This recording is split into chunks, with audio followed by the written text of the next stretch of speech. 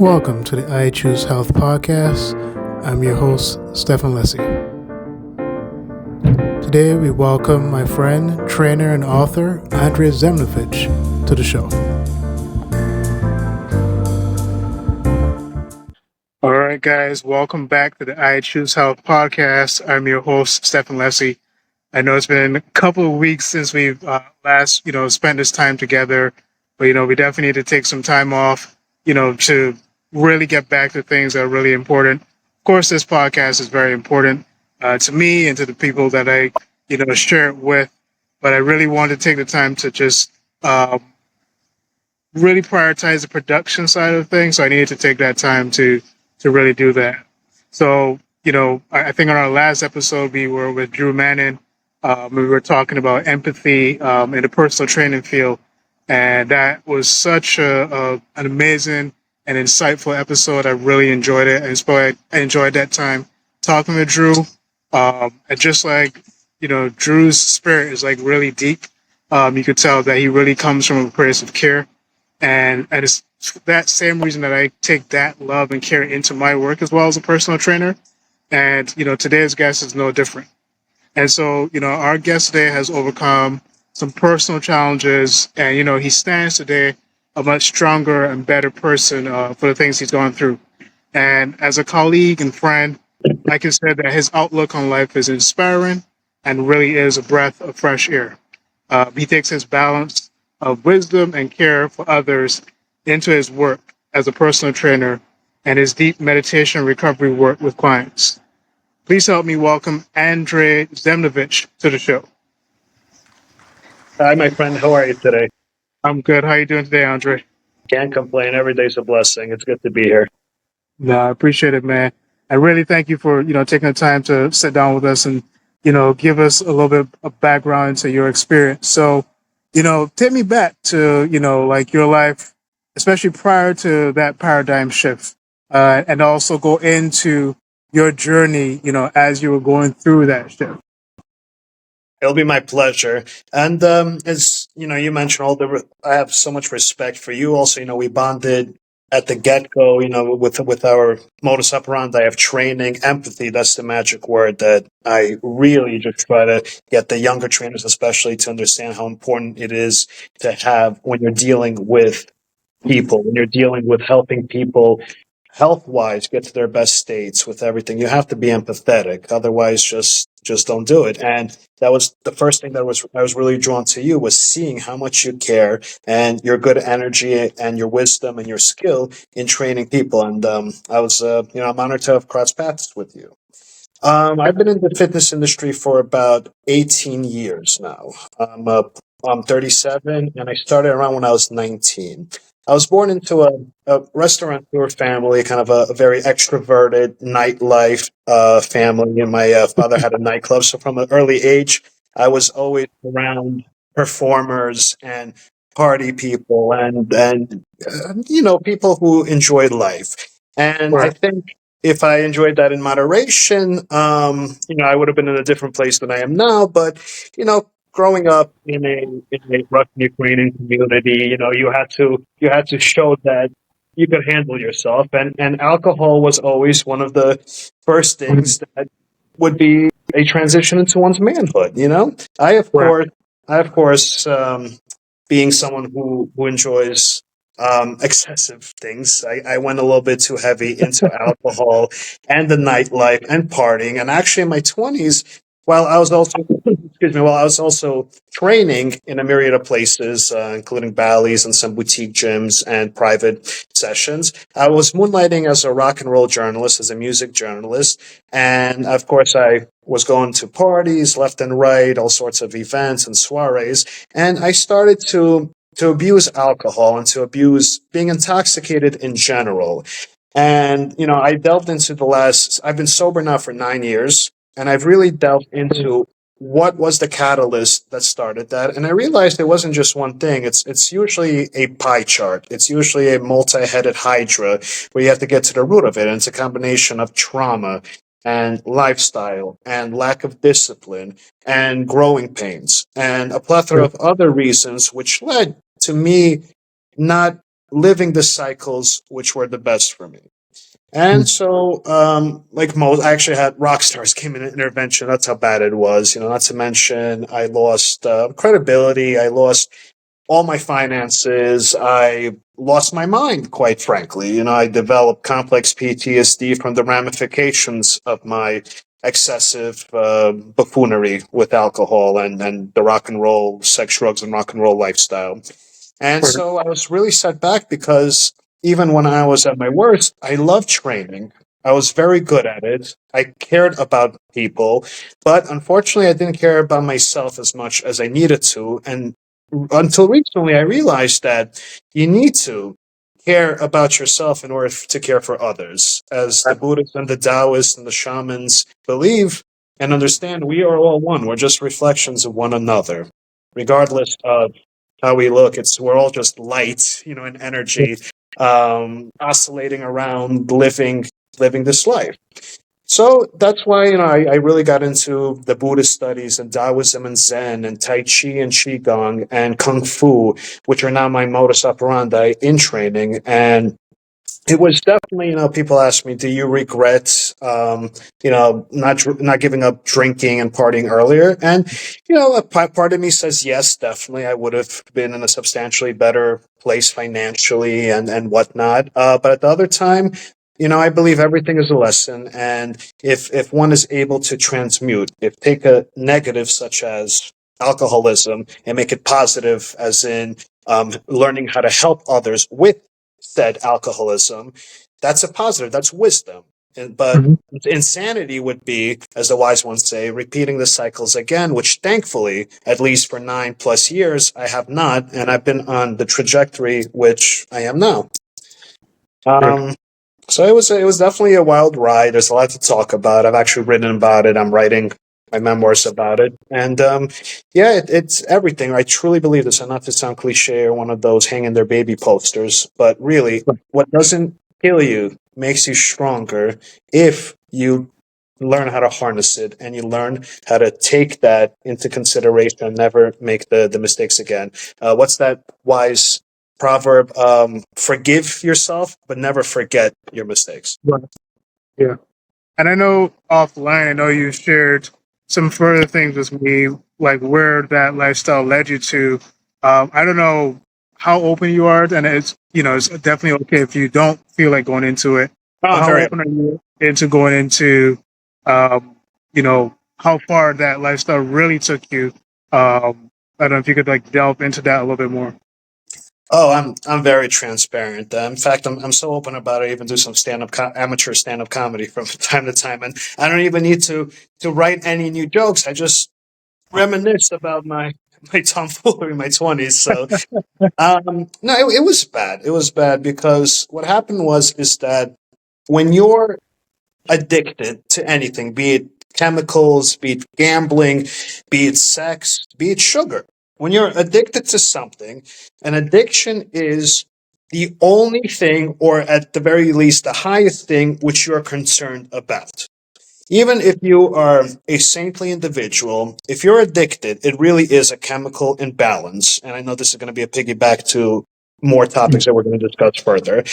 But when you're addicted, and again, I'm speaking from myself, but also from the thousands of people I've met who or have addictions, and all the thousands of shows I've seen, from intervention to all sorts of series, there's patterns involved, and an addiction is your goal. That's your goal. They say it's kind of like a inside joke in the addiction community, but someone that's addicted to pills or crack or heroin, they know how to make money. They're more business savvy than most people are. Like, it's a very expensive habit.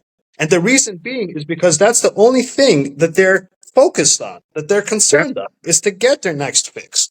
And they're very Right. resourceful. You have any idea that the schemes and everything that they do is truly business wise? I mean, Forbes could write about it. A Mhm. lot of young people, I guess, uh,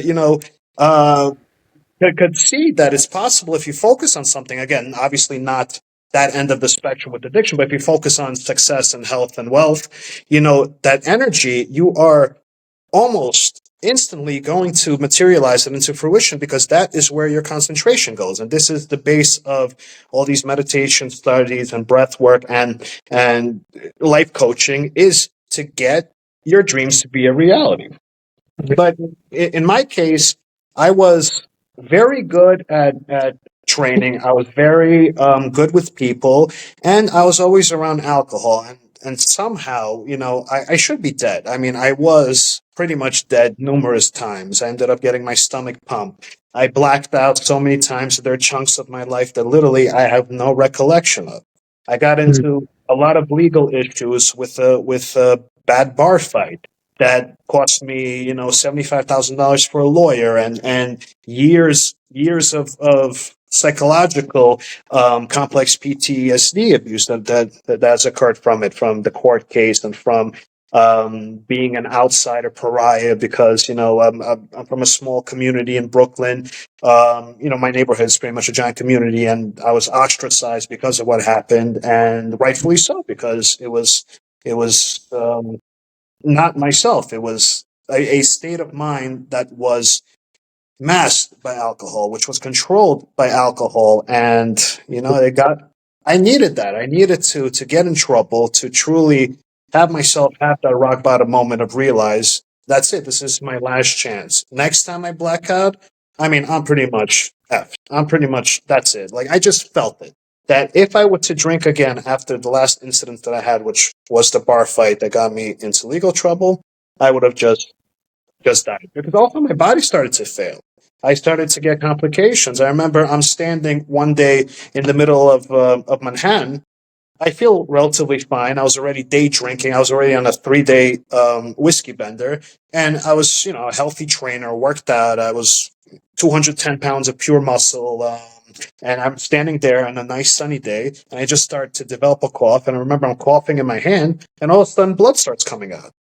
And then just later, I realized I had bleeding ulcers, and I had so much damage to my stomach that if I didn't get the medical intervention that I got years later, I very likely would have been kaput, in really bad shape.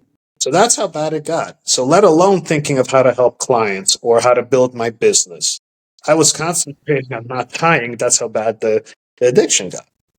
And yeah, so it was bad. Not to mention the financial burns. I mean, right now I'm still climbing out of a hole. It's crazy. My credit score is non-existent because I couldn't pay the credit cards that I got, and I have student loans. And coming back from getting sober into pretty much being penniless, not having any reputation. I've been revitalizing myself ever since, and dealing with these issues really got me deep into my own psyche and my own being, which is a blessing, which is one of these wisdoms that I've mentioned earlier. And so at this point right now, being close to a decade sober, I mean, it's almost 10 years. My last drink was 2015, August of 2015. And since then, I have went through obviously years of strife dealing with my ramifications, but now it's really, I'm not to mention proud of myself. I'm extremely successful in my line of work. I appreciate everything. I live in a state of permanent gratitude. And I'm truly, even with the state of the world and the state of things right now, geographically and politically, I really am in an amazing place energetically, mentally, spiritually, and physically. And for that, I have God, the universe to thank. And here I am right now, speaking about being able to speak, feeling great, thank God, to a new friend, a relatively new friend and colleague who I respect very much, and I'm sure we have a lot of amazing collaborations in the future. So this is where I am right now, and I have all of that, which didn't kill me, to thank for molding this hopefully diamond you see in front of you from the piece of sloppy coal that it was, and that coal was very close to being obliterated in the inferno, very close. And miraculously, almost now, after years of pressure and diligence and discipline and centeredness, I've become what I am now. And I believe I'm still not fully cut into the diamond I wish to be. I believe, there's this old Zen Zen saying, a Zen anecdote, that a young student goes to an old master and says, "How long is it going to teach me? How long will it take me to learn of your martial discipline?" The master sips his tea and says, 10 years. The young student naively says, "Well, what if I work," though zealously, "what if I work twice as hard, twice as fast?" Expecting the master to say 5 years. Instead, the master sips his tea again and says 20 years. So you're never done mastering something. So there's never a plateau. Once you plateau, as I always tell my clients, my fitness clients, we're doing something wrong because we can't plateau. Plateau means the only place left to go, unless you do the right thing, is down. That's not acceptable. We have to be perpetually going upwards, and that is the secret and the quintessence of evolution. Yeah. No, Andrew, man, I appreciate you sharing that and just being vulnerable about that because, I've shared with people over the years, and it's not about preaching to them about, being aware of the evils of alcohol, but, that's definitely something that I wanted to kind of highlight on this podcast because there's so many people that are being wrecked, or have been wrecked by alcohol and drugs and the abuse of it. And let me specify the abuse of it. And just being able to have people share those stories is really really really pivotal and vital because it can just save so many people the heartache and all the pain that can come from it, because I think you're one of many stories that you're fortunate to be right where you are right now, whereas we know countless stories of some people that never got out of that situation. So I myself, unfortunately, know numerous individuals who weren't as lucky as I was, and were my age or younger, who unfortunately are not with us anymore because of overdose or because of succumbing to mental health issues, primarily due to substance abuse. And you look at the state of the world right now. It's in a state of flux, obviously.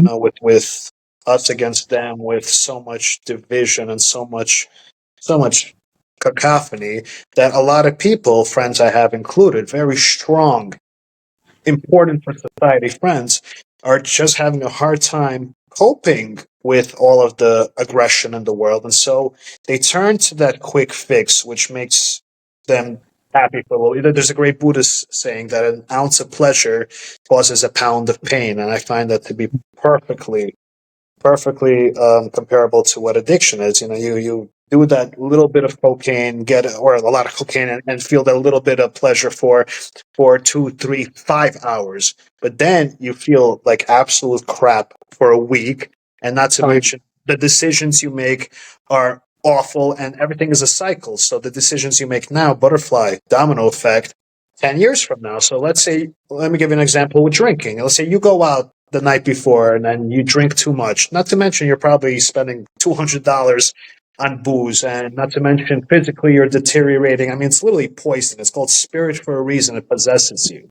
It's an awful thing. Alcohol is, again, in moderation. If you could drink a glass of good red wine, or you could drink a beer with your friends, all power to you. If you could do that, enjoy. That's probably actually good for you because you're calming your nerves down. You're with friends. But I would say only like 5% or 10% of people that I've come across are able to have 2 glasses of red wine with their dinner instead of opening up the second and third and fourth bottle of wine and convincing themselves that the polyphenols in it are healthy for them, when in reality they're drinking the equivalent of a bottle of Jaeger towards the end. So that's where control and discipline is so important. And I'm able to go to bars with my friends. I'm able to go to make cocktails because I'm a very good cook and bartender. So I'm making cocktails for my friends, and I have no desire of drinking. Instead, I try to focus on how I can make a good mocktail for myself. And now I have a nice list of mocktails, which probably could open up some faux bar and start serving mocktails to a bunch of fellow non-drinkers. Um, Actually, I've been very happy recently over the last few years, especially seeing just how many more mocktails there are. Because I do go out to a lot of exclusive events and all sorts of red carpet events here and there, and all sorts of athletic events and private parties. And so, of course, there's alcohol, and I used to feel like a total jackass drinking a Shirley Temple while everyone's drinking martinis and Dom Perignon. But now, like I'm able to have a nice fresh squeezed faux margarita or something. So that again is a microcosmic, showing of how things are progressing in the right direction, which is also an important piece of advice I could give anybody that feels overwhelmed right now with the state of things. Is that keep looking for all the positives that are also out there, the advancements in medicine, and the unity of people coming, and the truth being, and everything, so just keep focusing on the good, and that's what you're going to start to attract to yourself. Definitely, definitely.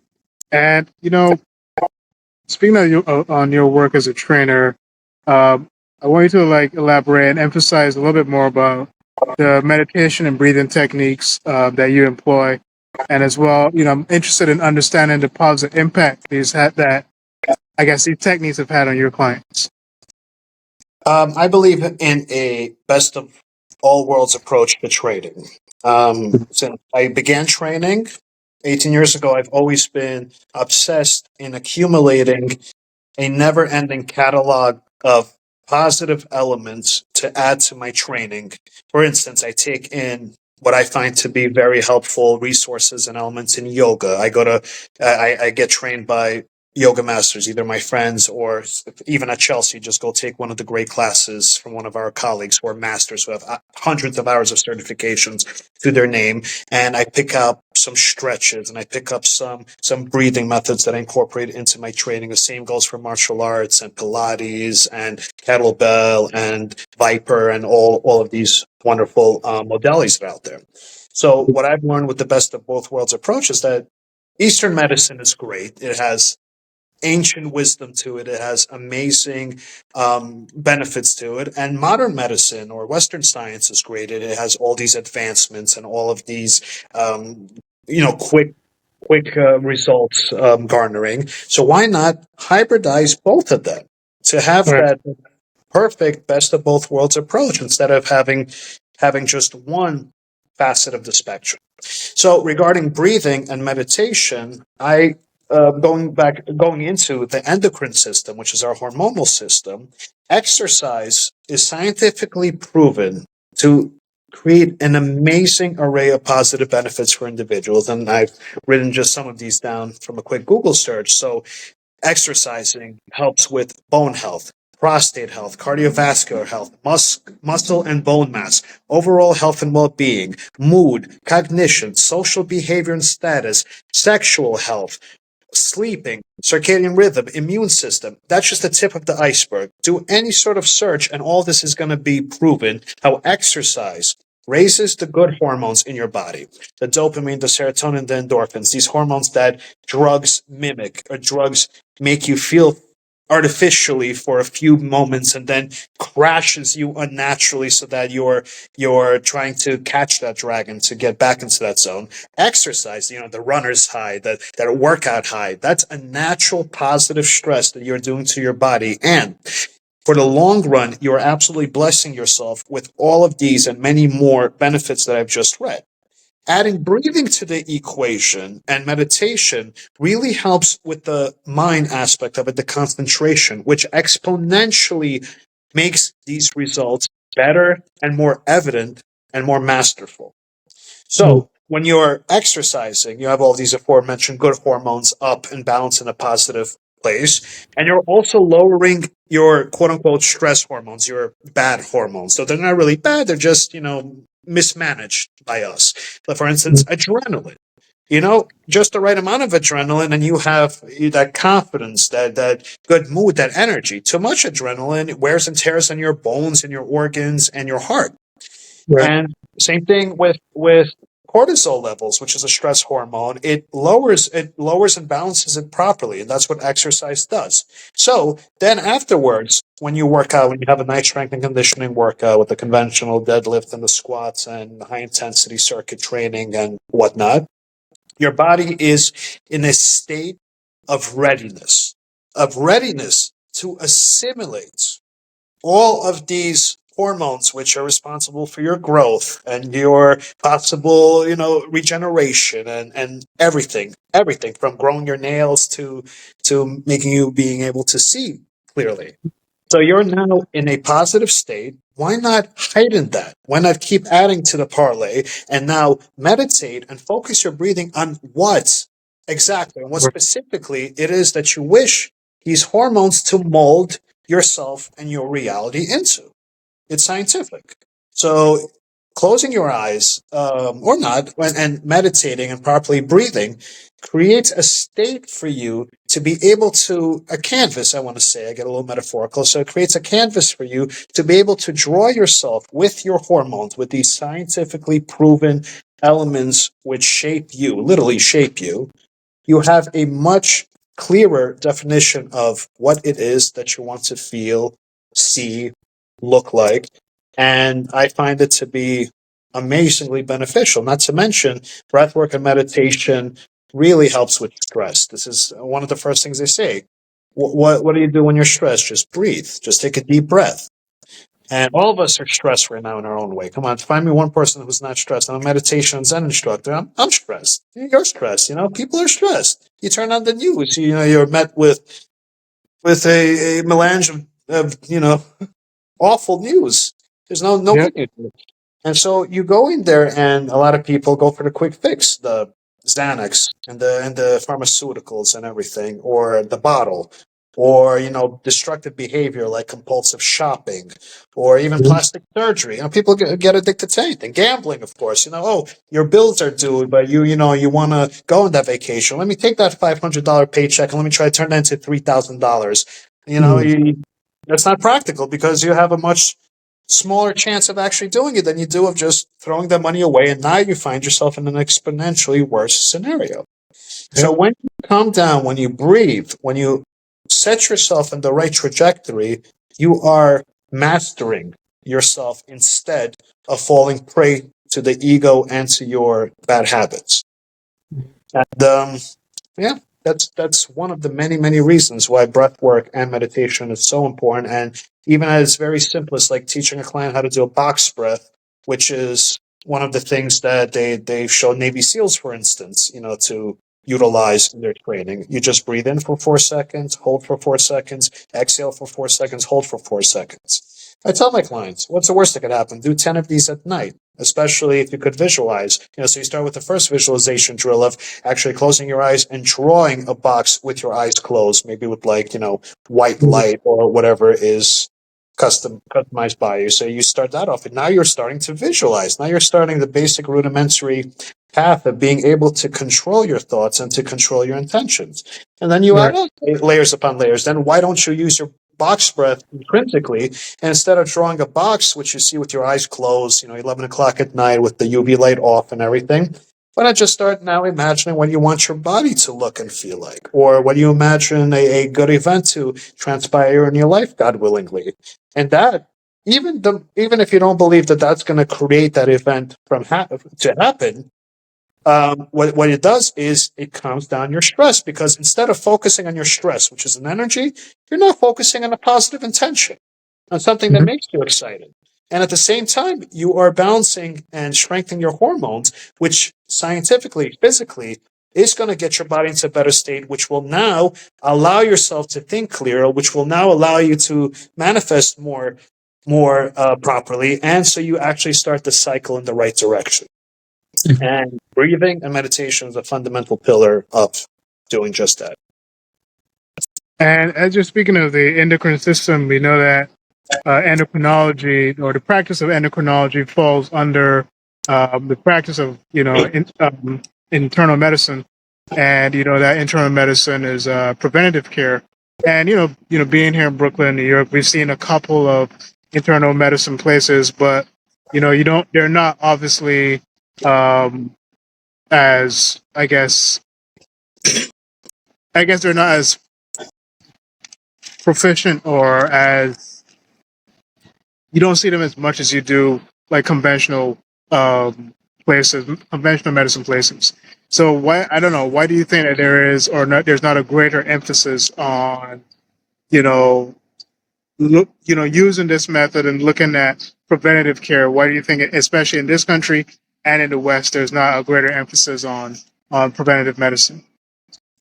Yeah, that's interesting you say that. So I was actually just sharing with a friend how in China and some other places, let's say you get to the hospital, you're not just prescribed um, pharmaceuticals and doctor visits and medicine. You're prescribed a qigong and tai chi routine. Qigong comes from qi, which is a word for energy, which is the energy that we are. We are energy. And so when you're getting help, when you're convalescing, the East has believed for thousands of years, and myself as well, is that rapidly helps you heal is the way that you move the energy, the way that you set your mind frame, and the way that you move towards your goal of healing. When John Lennon, the great musician, the Beatle, was a child, he was a very sickly child, and his mother would always tell him, "John, remember, don't tell your body you're sick. Tell your body, convince your body that you're healing. Your body doesn't know the difference. It's going to create that cycle into happen." And in terms of why the West isn't utilizing it, oh boy, I mean, I'm sure this is a rabbit hole we could go into in detail, and quite honestly, I'm not a fan, especially nowadays. They're really getting too political about it. But I believe a lot of it comes from stubbornness, and I believe a lot of it comes from money. From is there a way to be able to sell breathing and meditation? You could sell a pill, but how easily can you sell breathing and meditation and things with you can't patent. But Right. I don't know. That's just my guess. I'm not an expert, in all honesty, in the way that the medical system here operates bureaucratically. I'm not, nor do I care to be, in all honesty. I'd rather concentrate on getting healthy. Want to know how I went from this to this in 3 months? Well, then take a look at Micro Fitness's online programs. Do you have a gym membership and you don't know what you're doing in the gym? Or do you need help losing weight, building strong glutes, and a tiny waist? Well, then try our programs Build the Muscle, Drop the Fat, and Build That Booty, Lose the Gut. No gym? No problem. Try our Bodyweight Muscle Blow Up. Click on the link in the description to get started today. Just coming back to your story and how you were able to make that change and also deal with as you say, you're 9 years sober now. For those Yeah. people who think that it's beyond their reach to transform, to change, to become the best version of themselves, what do you say to those people who think that they're beyond that? You're not. You're not. I mean, I'm not comparing my story, my travels to anybody. It's impossible. Everybody has their own road to walk. But trust me when I tell you that if I could get out of the hole that I was in to where I am right now, anybody can. I I'm not a superhero. Nothing makes me special except my willpower, except my wanting to turn myself and my life around, to which it did. It did right now. I'm have the life on the precipice, at least, of having the life I dreamt of. Now I have the life that I couldn't even believe I would have had a decade ago. And a lot of people say, you have to get to rock bottom. In my case, I did. In fact, I got so low into rock bottom that I got into rock bottom. I still wasn't satisfied in how low I was. So I took a freaking jackhammer and I tried to get even lower to see how deep the abyss and the void would go.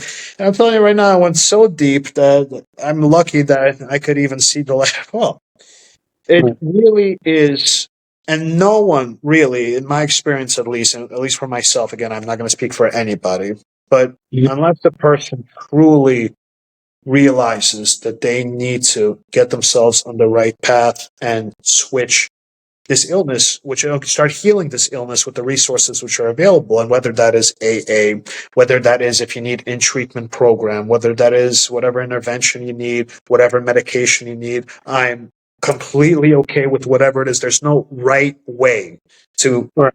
to get, because everybody is unique, everybody's idiosyncratic. In my case, it ended up getting myself into so much trouble where I made a pact with the universe, and then I absolutely kept it and will always keep it, to never drink again, to be a man of integrity, to follow Bushido, to follow the art of righteousness, and to be where I am. That was my path.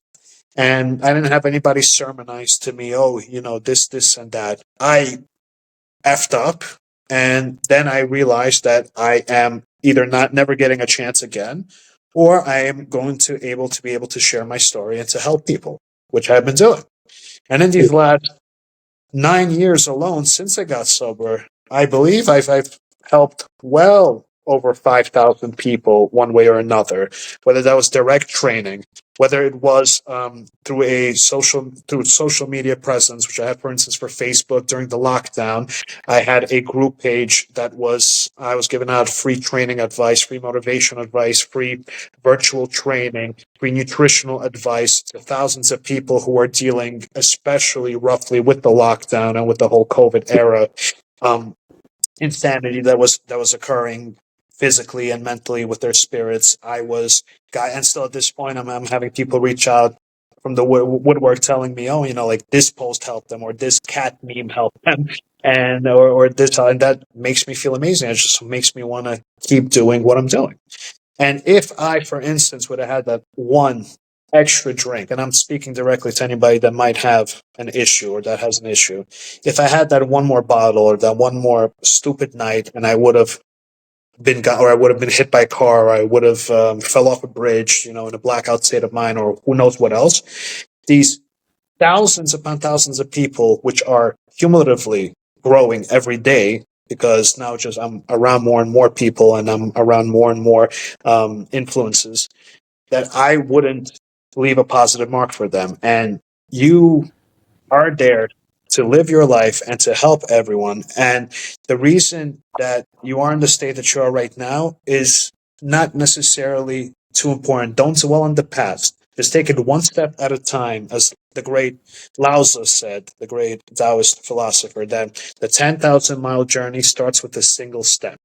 So just keep going the right direction. And of course, exercise is, in my opinion, one of the most potent, important ways to turn that negativity of addiction into positivity. And even in the gym, you see people being addicted to the gym, but listen, I would say it's a lesser of two evils than being addicted to the bottle. You see some people in the gym who are there for 5, 6, 7 hours every single day. Good for them. They're just, again, maybe that's something that, it's idiosyncratic to them, but at least they're on a positive trajectory forward. And Right. breathing and meditation is one of the things also which I highly recommend, no matter how deep it is that you are in the sauce or in whatever addiction that you are in, whether it's substance or otherwise, is just try to breathe and try to get to the root cause of your temptations, of your triggers, of your intentions. Do you wish to be in this state? And I know somebody, he is an amazingly talented trainer. I'm telling you, you know me, I know my fitness. He is an incredible trainer, but man, oh man, is he deep into the chemicals. And I'm telling you right now, I've tried everything subtly and openly to get him to just realize how dangerous of a game he's playing. And he just not only laughs it off, he sends me all sorts of memes promoting this bad behavior. This also he glamorizes his addiction, truly glamorizes. In fact, he gets so passive about it, mentioning that he turns you into a joke. Now, what else? What else can you do for this individual until him realizing, and he was already in a massive accident, which should have woke him up. Nope. Instead, he just makes light of it.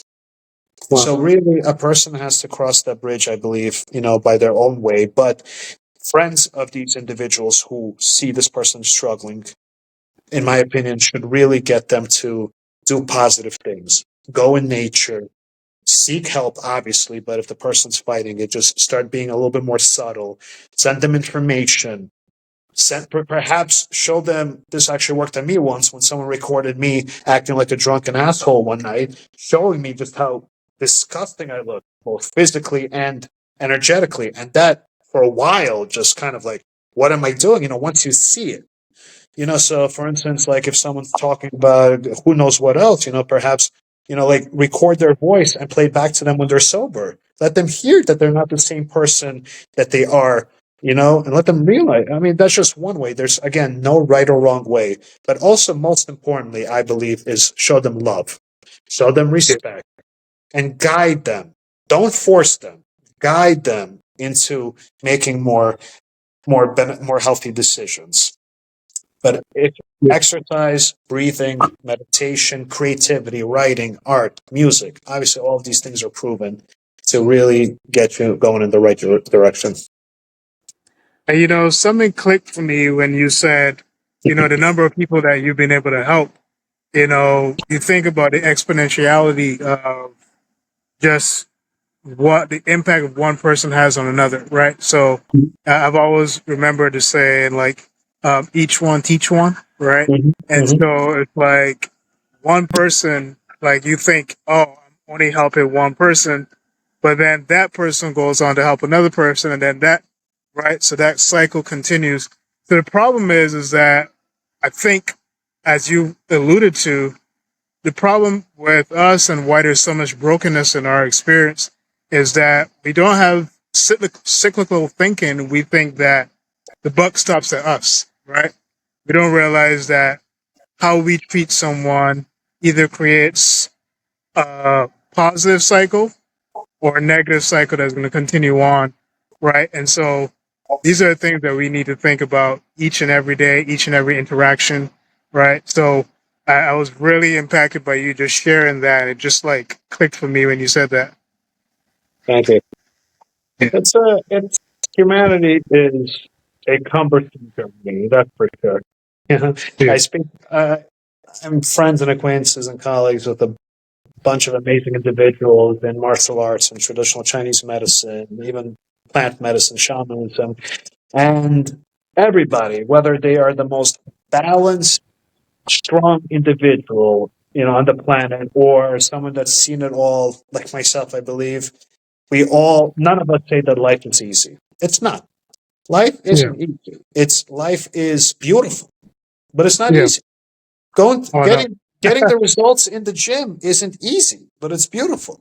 It's a Yeah. schlep. It takes a lot of grit, a lot of diligence to go to the gym 3, 4, 5, 6 times a week, even for an hour, hour and a half, because you have to force yourself to go in that proper trajectory to stretch, to warm up, to exercise properly, to eat nutrition. What a discipline nutrition is, especially in this country, especially we have so much temptation around us.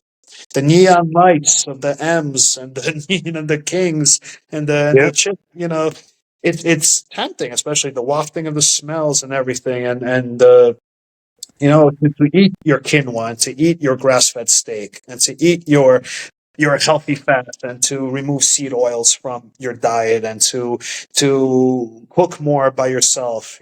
It's amazing, how much better life gets when you start to make the little changes.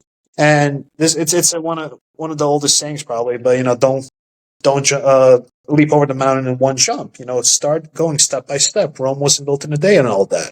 Enjoy the ride. Make a bunch of positive changes. When I have a client come in, the first thing I do is I ask them. Like in our gym also, and in any gym, you're supposed to really get into the interview with the clients and get into the root cause of it. I cut straight to the chase. My first question before anything is, how can I help you? Mm. And with that, we create a game plan. And of course, sometimes it's a little bit of a seemingly far fetched thing. Let's say I have a client come in and says, I want to turn 10 pounds of fat into muscle. Mhm. Very doable. Now, if the client comes in and says, I want to turn 10 pounds of fat into muscle in a week, that's obviously not doable. Right. So we take the good and then we take the impossible out of it. So, okay, you want to turn 10 pounds of fat into muscle? Very doable. But here's the thing. We're going to do it right. We're going to do it step by step. We're going to do it naturally. We're going to do it collaboratively. So we start doing the little things which then start to add up, piecing the pieces, the jigsaw pieces into the puzzle properly, instead of just trying to smash it in naturally and then eventually having the whole shebang unwind on itself or looking like some sort of deformed abomination of what it was supposed to be, i.e. abusing, chemicals or any of that jazz or surgeries. So one of the first things that I do, going back to the meditation and breath work, using meditation and breath work, is to change my client. If they have I have to work out in the gym to get the results that I need to. Two, I get to work out in the gym to have the results that I need to. And you look at the people in the gym, who are the fittest and happiest people in the gym, the ones that want to be there, correct? Myself included, yourself included. Some clients I'm sure we have, our colleague trainers. We want to be there. We're enjoying that process. Just like people, for instance, who are, I don't know, in let's say the golf game industry, they enjoy going to the driving range. They enjoy working on their putt game. They enjoy it. And so they are immersing themselves in that container of energy, which is directly equal to what it is that they're going to receive out of it. If you're going to the gym, you're going to look for an excuse, like a kid on a snow day that the school is open. You're just looking for an excuse not to go into school, right? If you have to go to school, you're there, miserable, not paying attention, watching the clock tick until it's 3 p.m. It's a grind, right? And what happens then? What happens then when you grind, when you don't want to do something, is you're setting off a chain reaction of stress hormones, of fight or flight responses in your body, which then is going to make it harder for you to get the results that you want. Because now physically, now scientifically, you are setting yourself at a disadvantage by miring yourself in the ground, instead of being light and flowing into the gains that you wish to attain. This is June. We're coming down to the end of June. We're in Men's Mental Health Month. Yeah. And I want to be as frank and genuine as possible when it comes to dealing or talking about this. The average male or average guy that I've encountered, myself included, when we ask, "Hey man, how are you?" It's, "Yeah, I'm all right." Right. And then sometimes the other response is, if people are really being genuine, like, if I'm not all right, what are you going to do about it? Right. So it's usually, as men, I think we've gotten so good at just like pushing our feelings down, uh, not really caring for ourselves, not considering ourselves, because in some weird way the world communicates to us, and in some way we communicate to ourselves that we don't matter, that we're insignificant. And I want to really touch on that. I want to talk about how important it is for us to be vulnerable with ourselves, vulnerable with others, right? Other men as well, and not feel like there's anything that is like not masculine about sharing. Hey, this is how I'm feeling, man. This is what I'm going through. Because we do know that there's a high rate of suicide among men, especially now. So let's speak to that a little bit as well. I'm not sure if that's something that you experienced in your experience. I know that it's something that I've experienced as well, dealing with depression, dealing with suicidality as well. And it's something that, as I said, I've kind of alluded to it in a couple of episodes, but it's one of those things where I'm like working the courage up to talk about. So, so I just want to give you that space to talk about that as well. Yeah. I've been dealing with anxiety since I can remember. From the trauma, one of the, going deep into my meditations, into why I fell off, why I started drinking as much as I did and doing the wrong things as much as I did.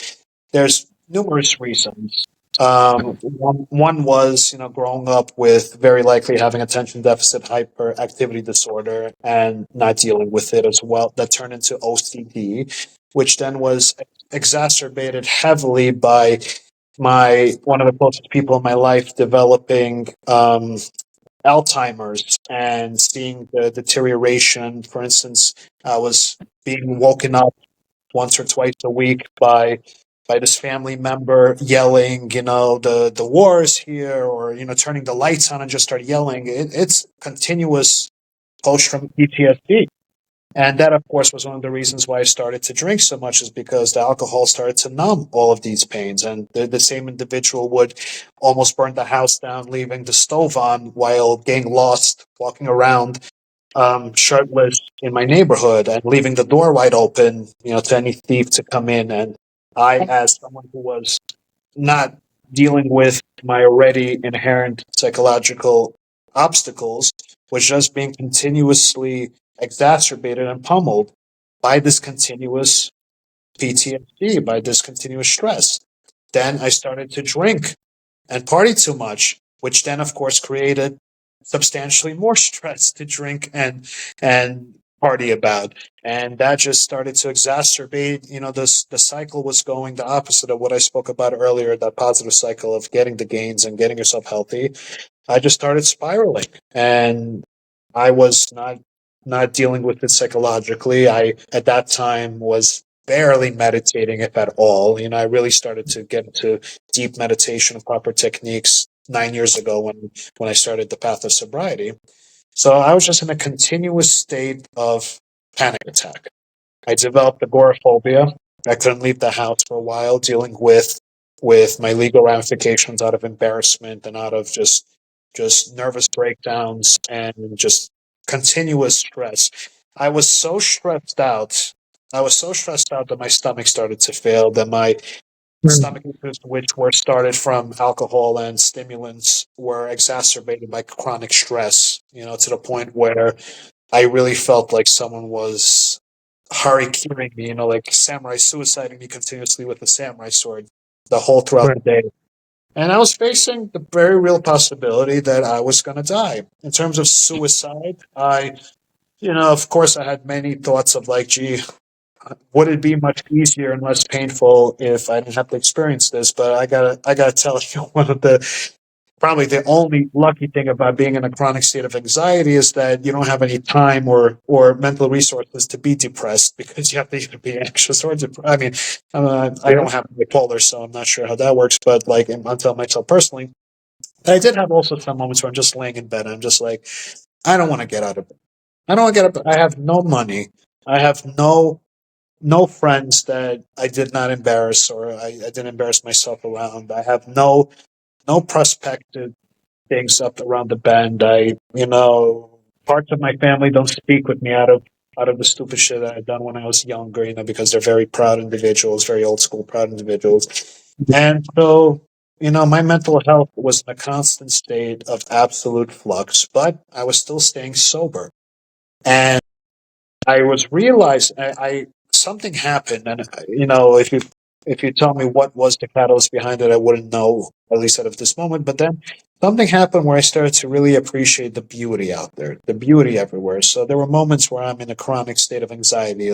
Like I'm in a train, for instance, because I was living upstate for years, and then I started to get my certifications here and working in the gyms in the city. So I had to take the trains, rush hour especially, and I'm also claustrophobic, so I was in a constant state of panic. But then I'm passing by the New York City skyline over the Manhattan Bridge, and just for a moment there, my mind stops for a minute, and I'm just like, geez, this is beautiful. And then that I kind of realized, what if I just focus on the things which I find to be beautiful? And it wasn't easy, of course, but then I realized I started to get stronger and more disciplined doing that. So I realized meditation and breath work is something that truly helps that. I realized that playing the sports I like, handball, beach volleyball, football, really took that away. And again, scientifically, my endorphins were up, my good hormones were up, my stress hormones were down, my fight or flight reflexes were down. And so I gave myself a much more even playing field and a much more lucid perspective to deal with it. And they say time heals all, and this too shall pass. And this is so true. It's so true. And it's, regarding what you spoke about, men not speaking, that comes from this draconian draconian worldview that a strong man is a quiet man and suffers to himself. That is total and utter bullshit. That is, in my opinion, not a strong man, but a scared man. You know, a man. I truly began to heal when I started to speak about it, like I am doing right now. 10 years ago, 12 years ago, I would never be able to be in front of a camera, speaking about this stuff candidly as I am now. Now I do it proudly. I do it happily. I do it not because I have to, because I want to. And it took a Right. lot of work. If I told you the amount of times that I laid in bed crying, or the amount of times that I laid in bed, or you look at my bones, some of them are broken from punching inanimate objects and walls, just from the pain of it all. Oh, I went through it all. But you know what? You need to get help. It's still, I would not be able to do it alone. I did not do this alone. I forgot to even say this. Without the support of my parents, without the support of certain mentors that I had in my life and deep friends who never left me throughout my troubles, I would not be able to be here. And, Right. and the support system community, you know, that is what we need. And that is what we need. One of the hormones that is paramount to our growth and our survival as a human race is oxytocin, which is the love hormone, which so many people try to emulate with MDMA or with cocaine or with whatever it is, with binge shopping or with gambling. Yeah. No, you get that through hugs. You get that through empathy. You get that through love. You get that through spirit, through dealing with your adversities and being able to transmute them. That you can't do it alone. I mean, yes, maybe there is that one in a billion person Batman that could go off into into a Yeah. cabin somewhere off a lake off of Quebec or something and live it. Good for them.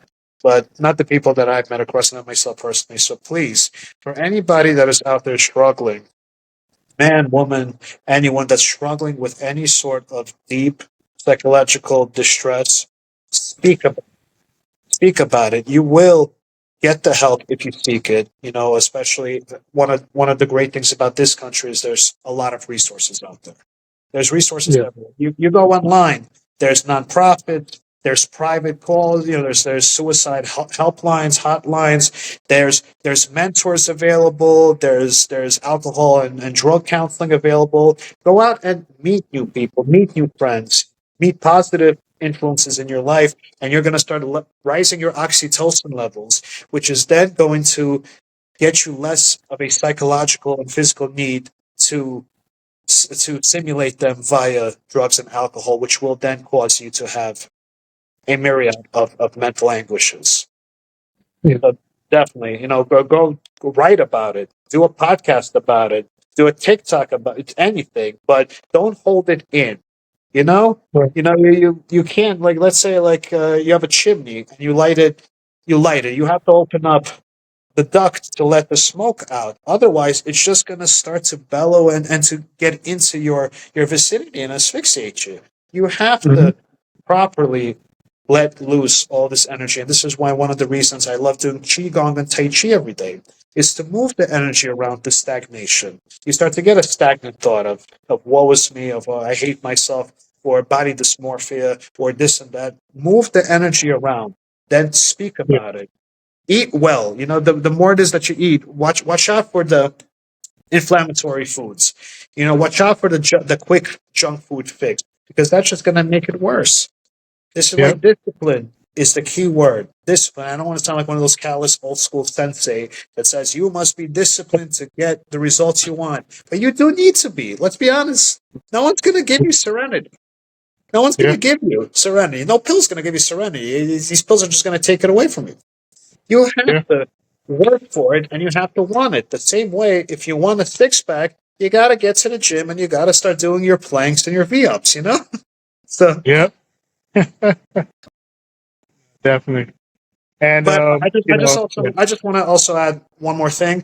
Towards the end, I'm gonna give my Instagram handle, and anybody that feels like they just want to talk or things are too deep, they could reach out to me. And I've had people reach out to me from all over the world, from comments, because I posted. I see some Instagram profiles which are glamorizing really bad habits. Like there's this one person out there that's always effed up, promoting, being drunk as a skunk, even though I see him deteriorating in front of my eyes, just his health wise. So I commented about myself and just advising him friendly, to maybe get a little bit of help. And I had an individual, a young man from Australia, reach out to me. I had an individual from Japan reach out to me. I had an individual from Denmark reach out to me who are dealing with addiction and thanking me for being so transparent. And then I started to share with them the ways that I got myself into the right place. So if anybody feels that they want someone to talk to who's been through it,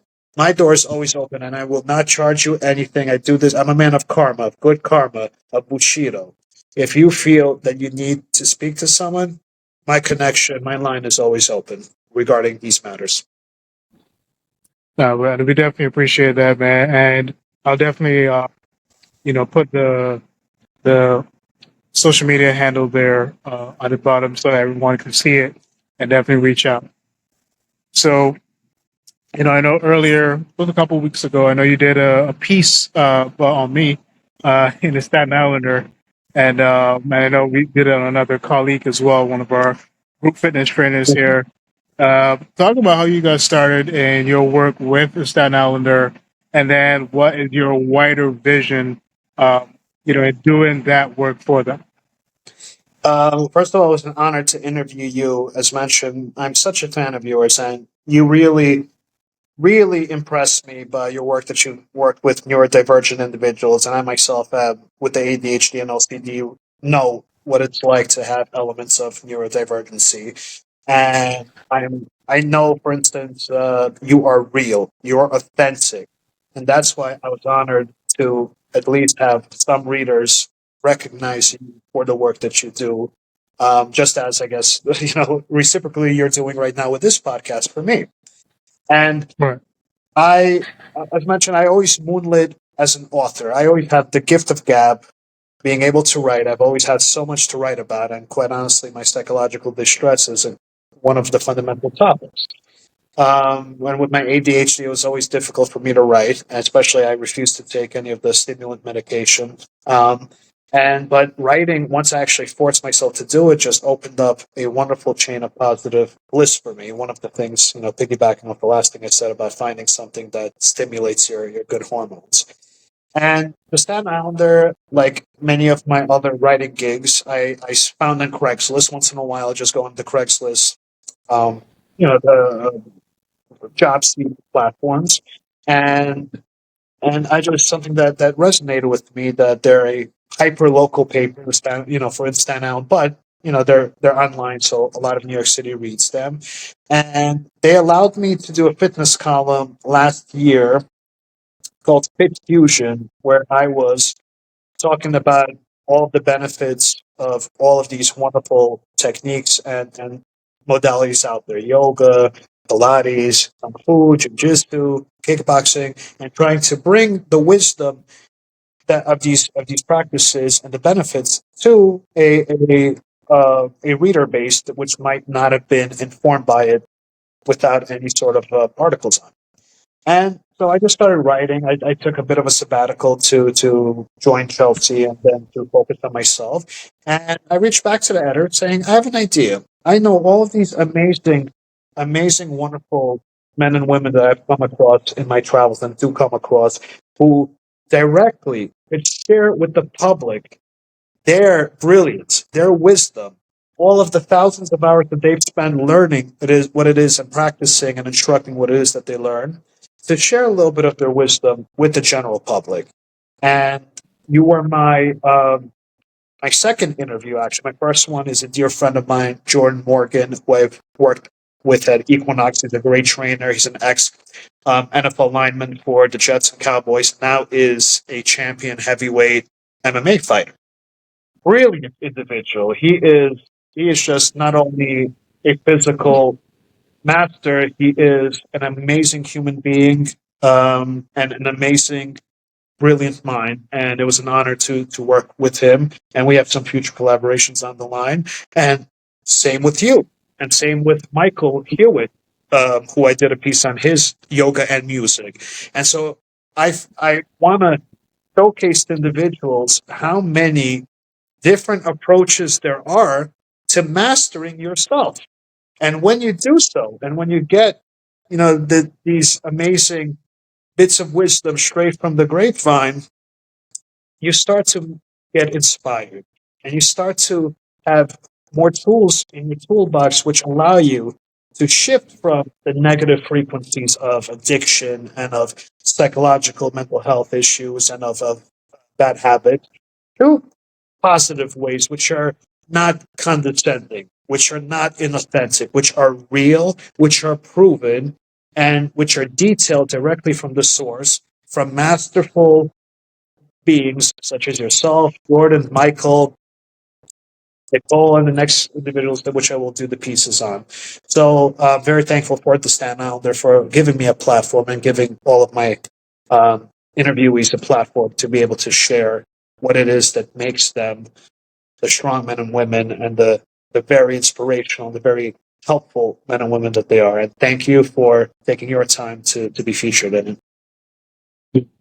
And I want to also mention that you also are a published author, and I remember how excited you were to mention one of the titles of your works.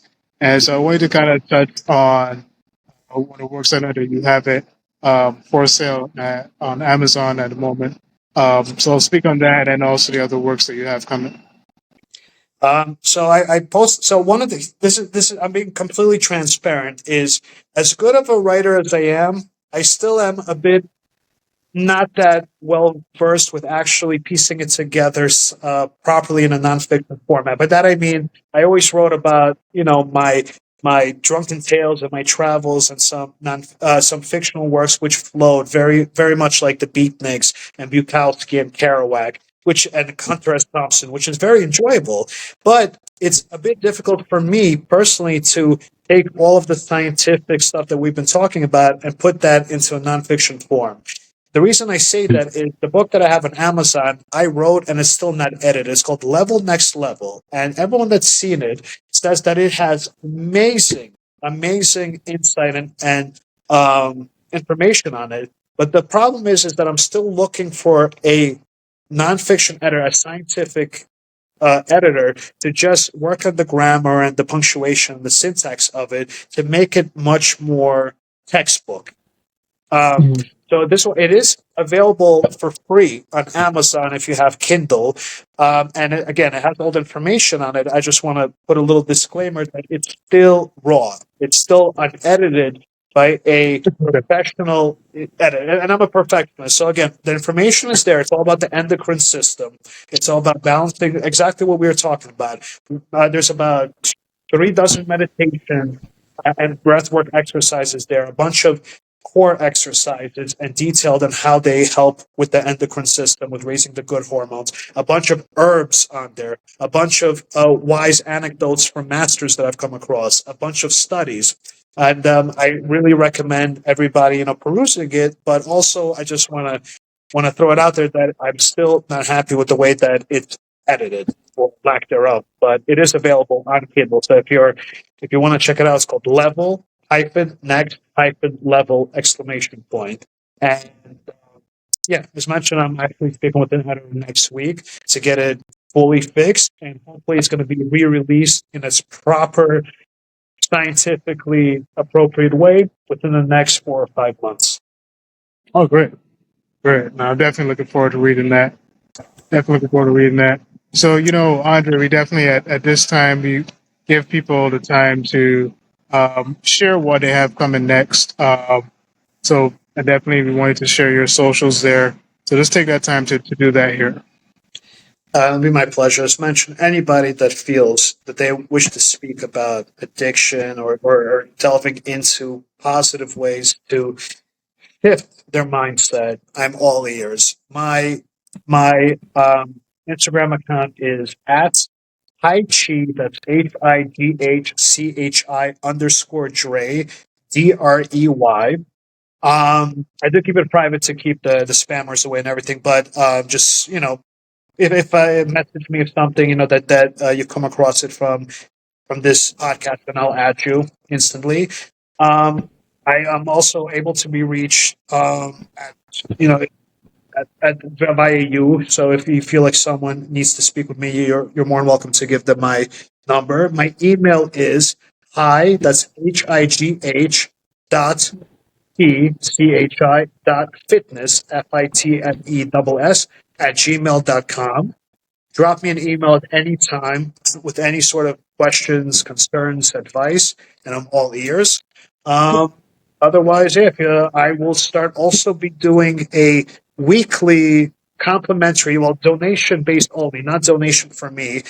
You could pay it forward to anyone you want. You could give $1 to a homeless individual, buy someone a cup of coffee. Don't even tell me about it. That's one of these pay it forward group classes. It's going to be at McCarran or Prospect Park in Brooklyn, starting in the second Saturday of July, or after the holiday weekend. The Saturday after the Saturday weekend of the holiday weekend, and you're welcome to join in. The more the merrier. We're going to be doing meditations and group training and all sorts of core exercises and all sorts of drills, and it's just going to be good energy. And again, a natural and effective way to boost oxytocin is to be around like-minded individuals. And a natural way to boost your endorphins and your endocrine system is to work out. And we're going to be getting the best of all of these worlds together. And your serotonin is going to be in a good place because there's going to be sunlight and you're going to be outside. And it's just something that is going to be fun. And again, it's totally complimentary. Just to pay it forward, do whatever it is that you want. Give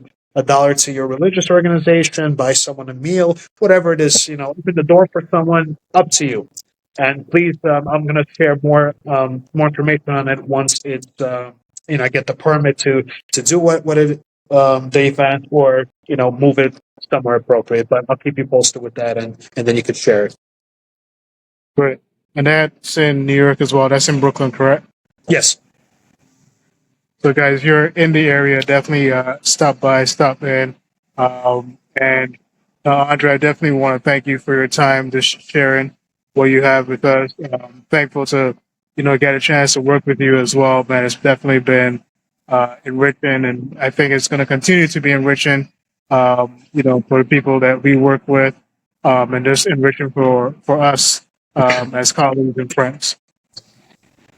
Thank you, my friend. And as always, I look forward to all these collaborations we have in the future. A lot of things we've been talking about, and every time I see you, I look forward to picking your brain on a bunch of different wonderful subjects, and always look forward to our conversations, and always look forward to feeling your wonderful energy and to being around such high resonating great people. Thank you so much for this opportunity, and I look forward to our next adventure. Thank you. So again, another great episode of Books. Thank you for tuning to the I2 South podcast. Again, remember, guys, make the choice to be healthy. Make the choice to be you. Again, this is the I2 South podcast. I'm Stefan Lessie, signing out.